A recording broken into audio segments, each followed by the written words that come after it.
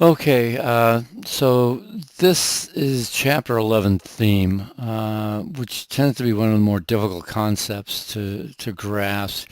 As you can see from the subtitle from this lecture, what about what it's about, which is a strange sentence, but that's theme. Theme tends to be a little bit difficult to grasp uh, because it's difficult to actually describe, but we'll do the best we can. So the theme is the central dominant idea of a work of literature.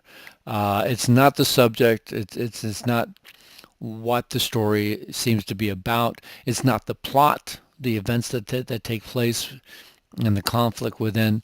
It's a combination of a number of things, and that's why this tends to be a little bit difficult concept. A lot of people tend to think the theme is the events that occur, and that's not really it.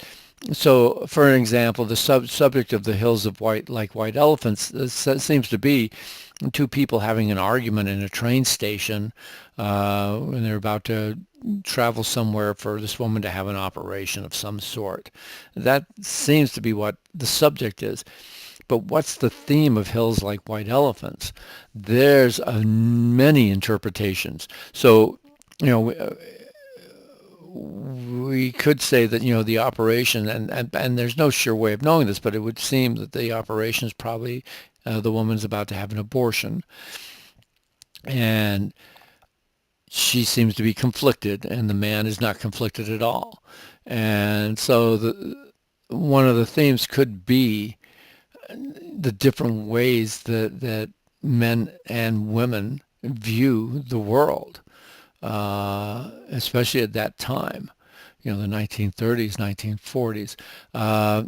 The theme could also be how one event can completely devastate relationships or devastate people's lives.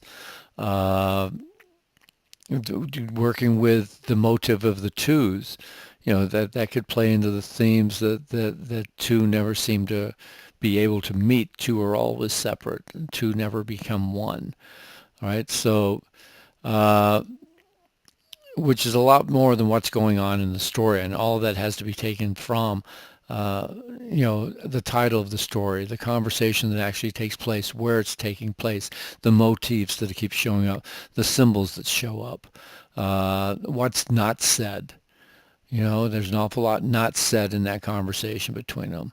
Anyway, so the way you determine that you go about determining theme is you ask yourself, well, what about what's it about? So this is what it's about. We're having two people having a fight, but what about that fight? What's actually going on underneath the surface? So you're asking what the story is saying about an idea that's contained within the story. And this, again, is reliant upon you, the reader. And this is why I said in a previous lecture, you really can't be wrong. If you can find evidence within the work of literature that you're interpreting to support what you have to say about theme, nobody can tell you you're wrong. In fact, I had a science fiction class I took at the University of Hawaii with a brilliant guy, young guy, 27, 28 from Yale, had a PhD from Yale. And at the time, I was reading an awful lot of Eastern philosophy and Eastern religion. And I was bringing this in to my interpretations of these sci-fi stories we were reading, which were somewhat valid because an awful lot at that time, the 60s and 70s especially, those sci-fi writers were heavily influenced by Eastern philosophy, as the entire country was at that moment. Uh, but he would look at me at times, and I could tell he just thought I was nuts with my interpretations of these stories. But when I would lay out my evidence, he would look at me and go, okay, so I can see that. I could tell he didn't agree with me at all, but he could see that my interpretation had validity, right?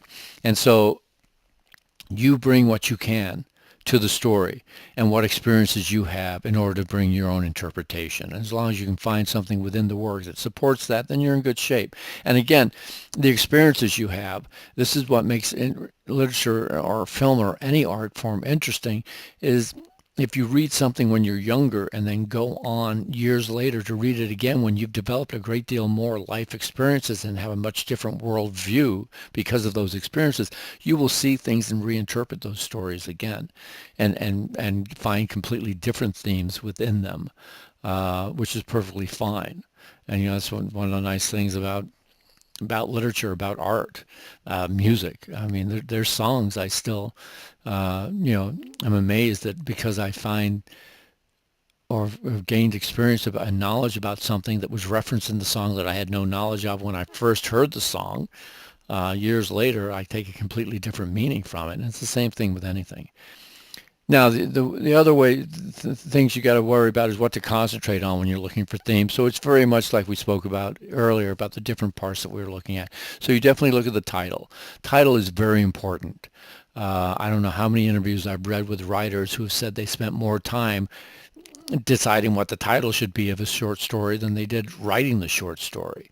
So be aware of that unlike you on your essays, writers, professional writers spend a lot of time coming up with the titles. It's got to be relevant. Look at what the characters have to say, how they say what they say.